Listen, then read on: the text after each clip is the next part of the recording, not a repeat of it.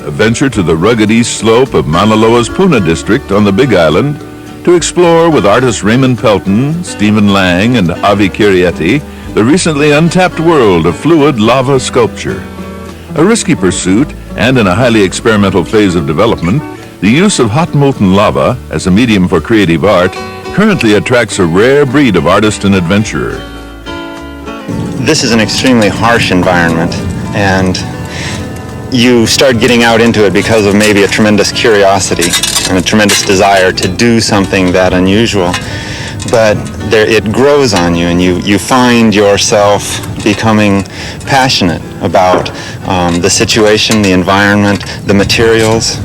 Ray spoke very highly one time and touched me very deeply because I recognized it so completely about coming out and doing absolutely anything with the moving lava, picking it up, changing it, setting it down, looking at it.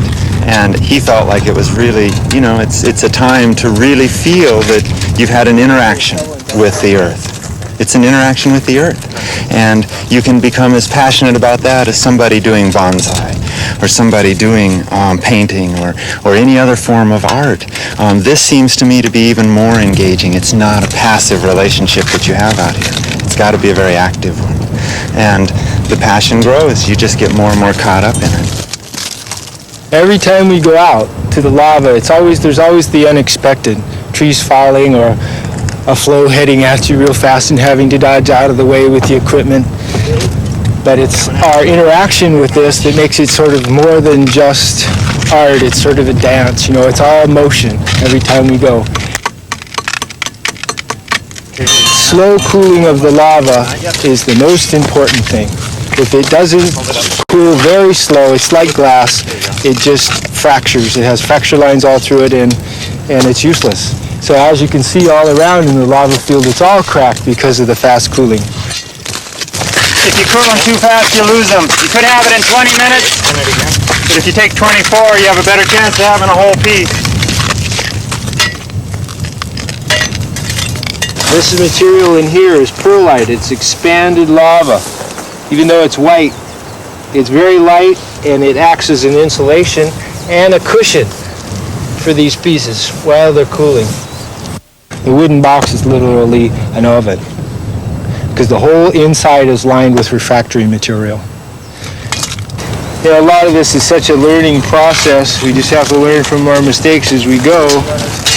And maybe 1 out of 3 pieces survive. We try to learn from our losses. Since the beginning, it was just an interaction with the flow and responding to what I saw as an artist, deciding what I could do, what I wanted to do. So I sort of made a pact with Pele and an agreement that I would try to respect and proceed in her interest. So I made Pele-related images, faces. The first face that we did is the Pele as a woman, Madame Pele. The second image out of the concrete mold is Pele, the idol mask. And I used the steel mold the first time in November. At that time I had about 40 hours into hand carving a negative mold directly. And since then, every time that I go out, I see its shortcomings and I regrind.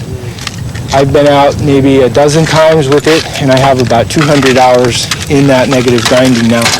And now we've developed the hair and all sorts of little touches that just add to it, and now it's starting to get to the point where I feel it's a mature face. And the other mold has been a painful process of learning how to mold with materials that can handle a 2,000 degree shot. And this is refractory cement used in boilers and kilns, and it now holds up against that shock and doesn't break the first time we use it.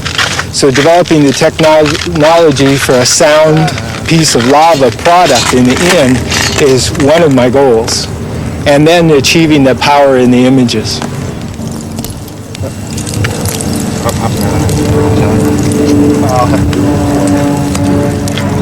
Part of the mold came out in this white eye here, so I'll try to pop that out. Now it's... Okay, let's go.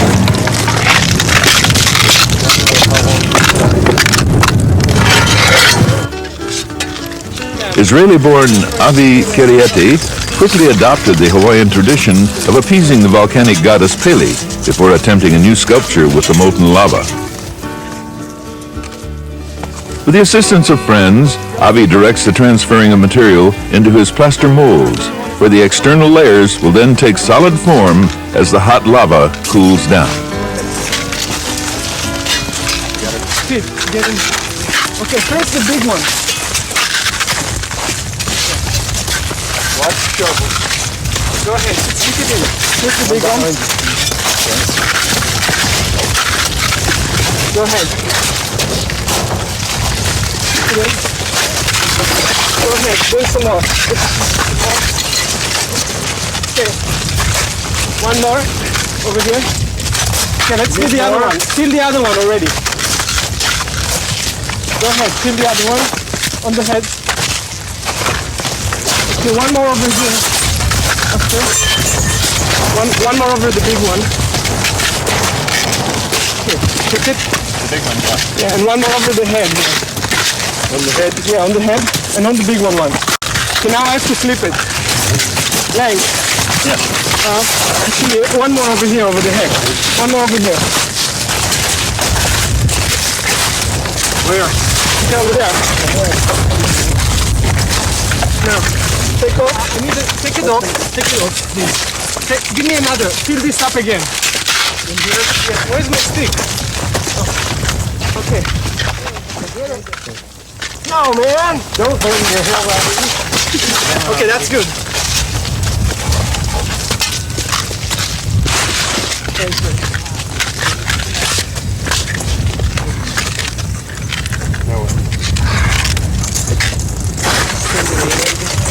That's the loudest thing I've seen.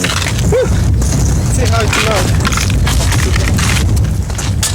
Well, this part is the part that comes off. So, okay, good. Alright. No, let it cool off a little. Let's see if we can lift it up. Oh, mother. Keep it moving, Doc. Okay. Take it down. To the other side. Flip it. Okay. Now. You want to pull that mold off? Yeah, I'll have to break it though. Where's that?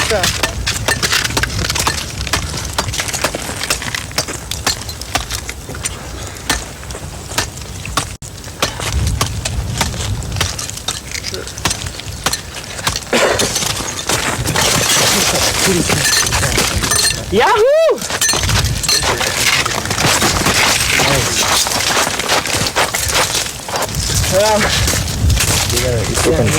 I gotta get the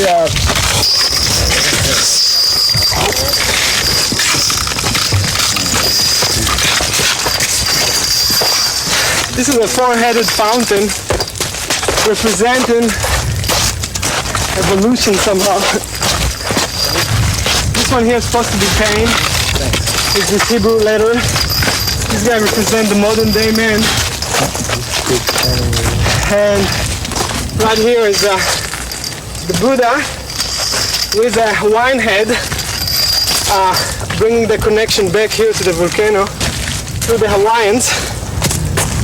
And of course, it will have to be worked on at home and refined, but the basic is there. I wanted to thank a lot to Mr. Ray Pelton over here and Mr. Steve Lange, who were the first people. Actually, I'm sure the Hawaiian people were doing it.